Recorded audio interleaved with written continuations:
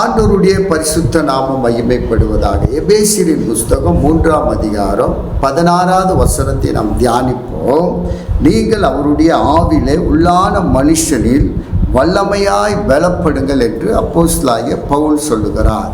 இப்போ ஒவ்வொரு விசுவாசியும் வல்லமையாய் நம்ம என்ன செய்ய வேண்டும்? பலப்பட வேண்டும். எப்படி பலப்பட முடியும் என்றால் ஜெபிக்க வேண்டும்.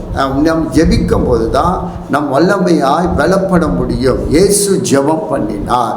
இயேசு 40 நாள் தனித்திருந்து உபவாசித்து ஜெபம் பண்ணி அவர் வல்லமையில பலப்பட்டார் என்று பார்க்கிறோம். நாம் தேவ பிள்ளைகள் இதுவரைக்கும் நீங்கள் ஜெபிக்கவில்லை என்றால் ஜெபிக்க அர்ப்பணிக்க வேண்டும். 1 மணி நேரமாச்சு தேவ சமூகத்தில் ஜெபிக்க ஒப்பு கொடுக்க வேண்டும். நீங்கள் ஜெபிக்கலைன்னா உள்ளான மனுஷன் வல்லமையில் எப்படி பலப்பட முடியும்?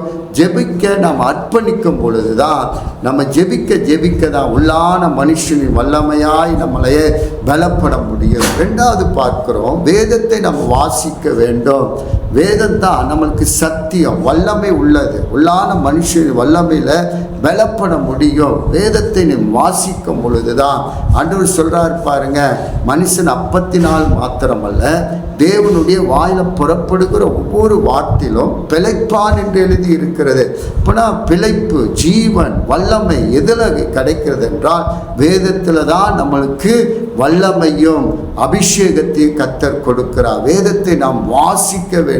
இரவு பகலும் வாசிக்கிற மனுஷன் பாக்கியவான் என்று பார்க்கிறோம். 3வது பரிசுத்த ஆவியானவரினால் நிரப்பப்பட வேண்டும். அப்பொழுதுதான் நாம் வல்லமையில் பலப்பட முடியும். இதுவரைக்கும் நீங்கள் அபிஷேகம் பெறவில்லை என்றால் அபிஷேகம் பெற்றுக்கொள்ள வாஞ்சியோடு தேவ சமூகத்தில் காத்திருந்து ஜெபிக்க வேண்டும். அப்பொழுது உங்கள் மேல் அந்த பரிசுத்த ஆவியானவருடைய வல்லமை இறங்கும் பொழுது நீங்கள் உள்ளான மனுஷனின் வல்லமையில் என்ன செய்யுங்க? பலப்படுகிறீர்கள் என்று பார்க்கிறோம்.